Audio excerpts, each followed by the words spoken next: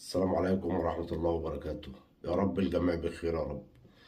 معلش احنا حبينا نطلع بس نمسي على السيسي، يعني اليومين دول بنحب نطلع له كل يوم، بحيث ان احنا ايه نقول له نفسك في ايه قبل ما نودعك.